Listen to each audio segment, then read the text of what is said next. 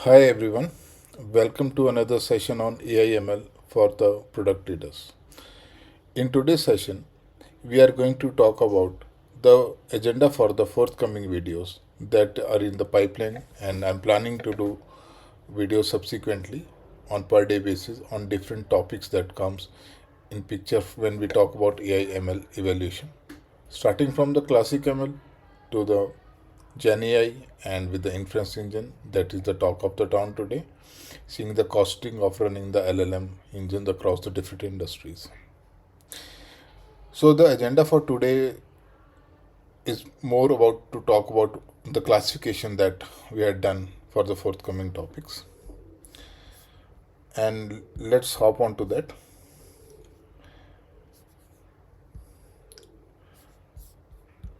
So if you see here, I'm intending to cover AI ML all in one. However, today will be confined to a quick walkthrough on what's coming into the pipeline in the subsequent videos.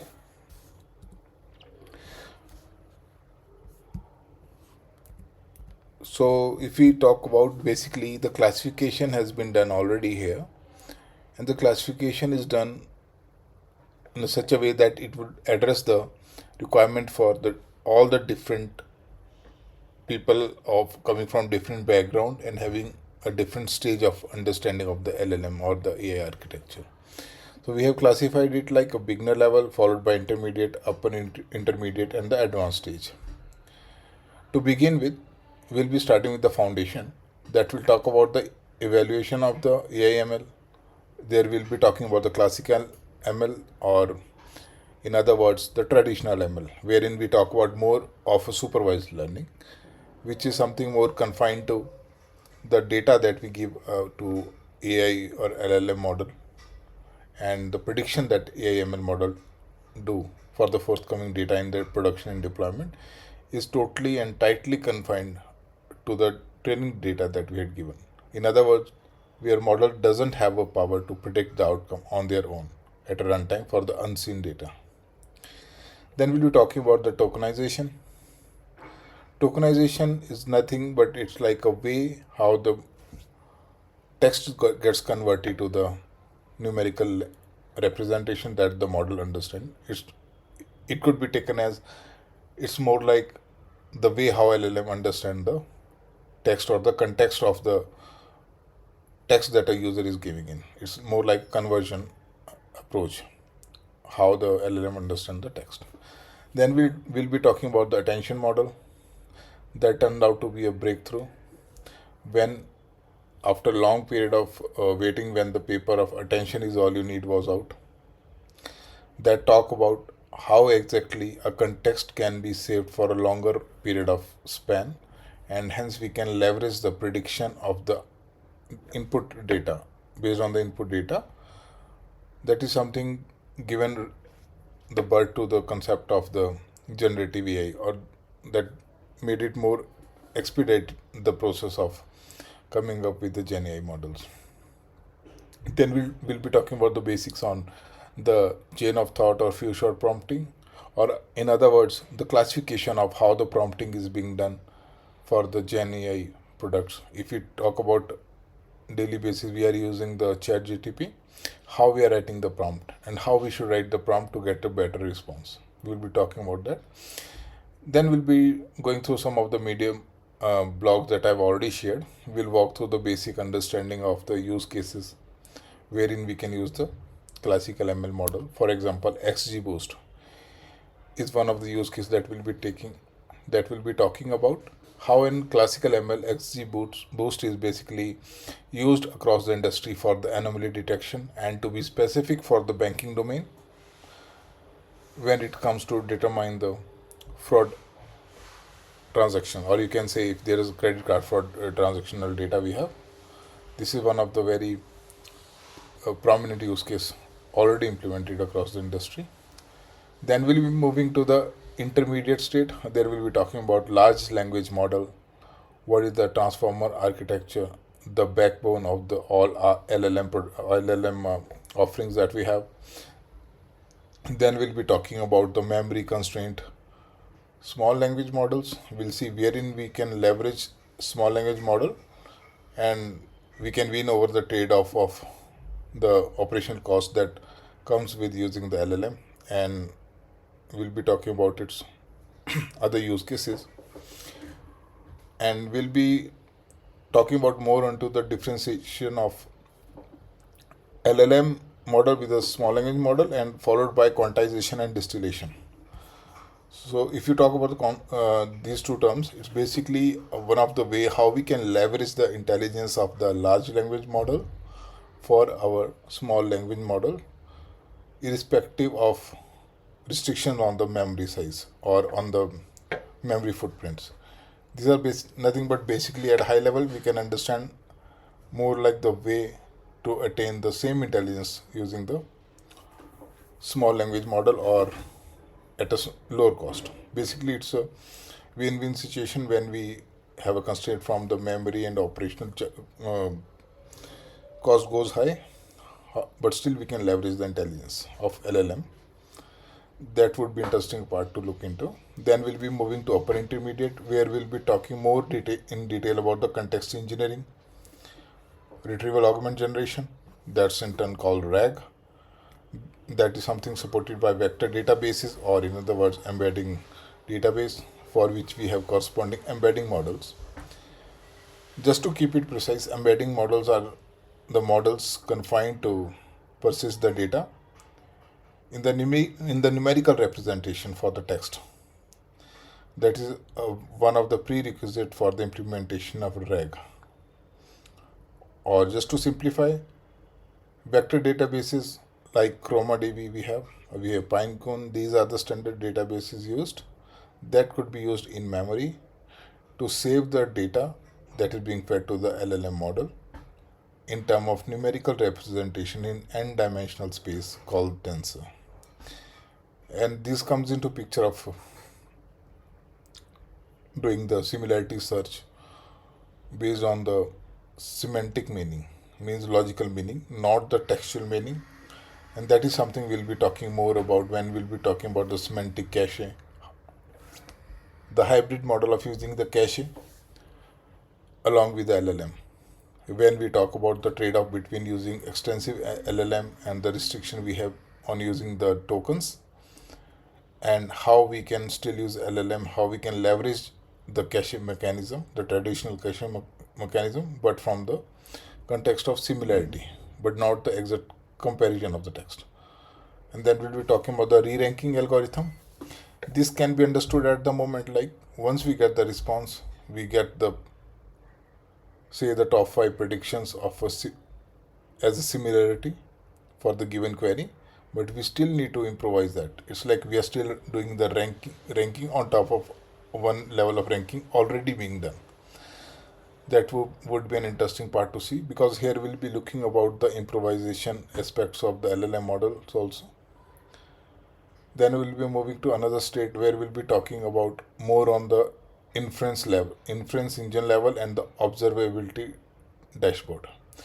Basically, we'll be talking about here how the inference engine works and why most of the AI ML projects has more of the investment gets into the making an inference engine run and run efficiently. And then we'll be taking one capstone project that's talk about the observability dashboard. Observability is nothing where we'll be talking about how we can leverage LLM to come up with a single dashboard wherein we can monitor the application being deployed or prior to its deployment and post deployment all in one go in a one dashboard itself. Here we'll be leveraging the Streamlit UI for the for designing the front end.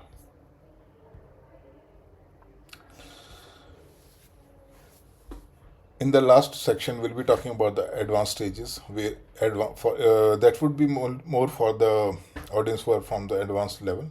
We'll be talking more onto AI agents and N framework.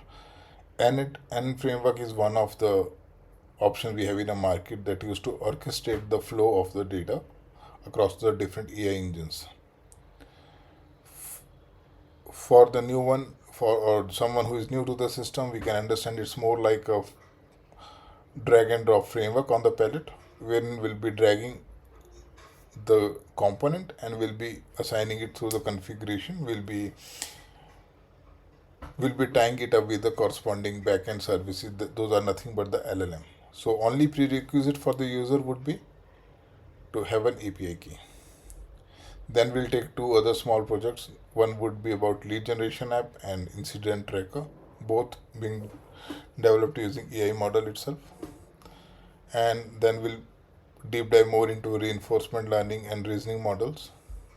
Here we'll be taking one of the standard use case of the banking transaction fraud detection, and we'll conclude with the cross-cutting topics, specifically model context protocol.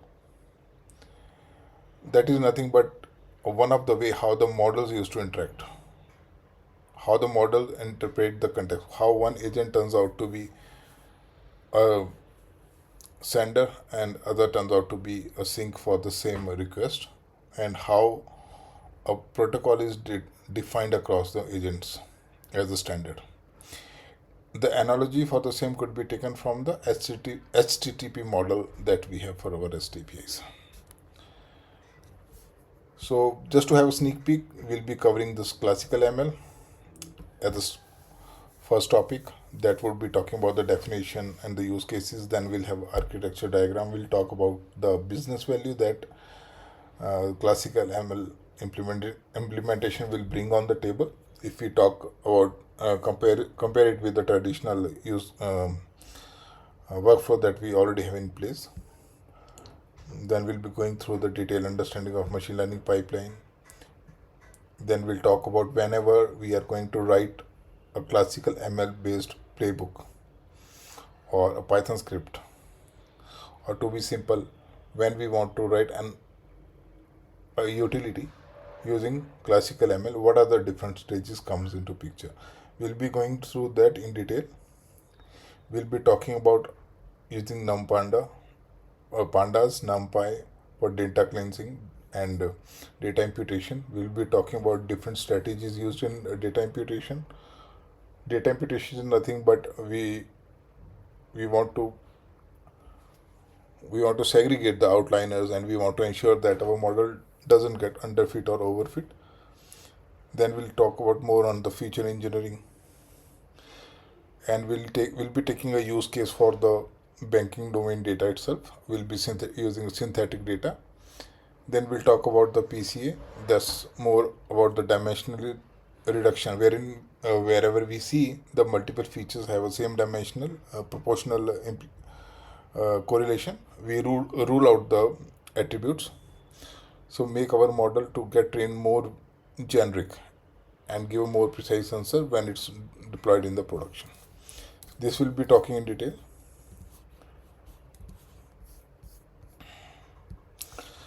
Then we'll be talking about tokenization, and we'll talk about the deep learning. So now deep learning and tokenization both comes in parallel. What we intend to understand here is how the token, that is something that has given a breakthrough the long running problem of having a long memory to be maintained to understand the sequence of the text. That was a big blocker when we talk about the RNN, and eventually by using the transformer and using the transformer architecture, we were able to break it through using tokens. Then we'll be talking about in detail understanding of what exactly the generative models are. We'll talk in detail about the attention model, its architecture in detail, how a query queue value component works, and what is a multi-head attention layer, and how it's different from the architecture of the RNN and the CNN, or from the other deterministic AI. And we'll be talking about more on the business value that it brings in along with the architecture diagram, and we'll have more precise definition on each of the topic. And followed by that, we have other things to cover. In the subsequent slides, we'll be talking about chain of thought, as we have already discussed. So we will be having more in detail discussion on the architecture of transformers, small language models, tokenized quantization, and we'll be talking about distillation process, context engineering. Again, it's a very basic that everyone need to understand before even writing the very first prompt. Then we'll talk about the RAG pipeline architecture diagram. We'll talk more into detail of the options that we have to use as the embedding databases called vector databases. Then we'll be talking about re-ranking, semantic cache, all in detail. And we'll be concluding with talking more onto the inference engine and VLLM. VLLM is nothing but an open source project where we have multiple companies contributing to. One of that, it's like Red Hat. And we'll talk about the advantages that VLLM is giving us when we talk about inference engine and how does it bring down the operational cost when we deploy the model in production. And we'll talk about more into the N10 framework, reinforcement learning and reasoning model.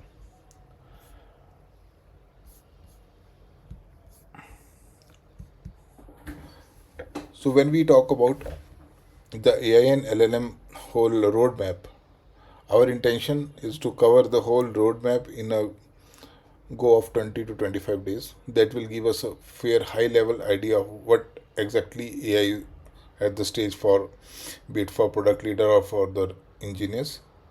And the agenda would be to take one video and we'll be talking more in detail and we'll be having a hands-on experience on the use cases. And we'll do the comparison on the takeaways for the business stakeholders as well as for the product managers, and we'll be coming up with the metrics that showing the business value being added when we are using LLM, and also we'll have a detailed walkthrough on the pros and cons of using and not using the LLM. So primarily this was the agenda for the call for today, and we'll be syncing back and we'll be starting from the topic that is more that is useful for everyone, but that is more addressing to the beginners level. So this is what I had the topic and the agenda for today's session. Thanks for being there.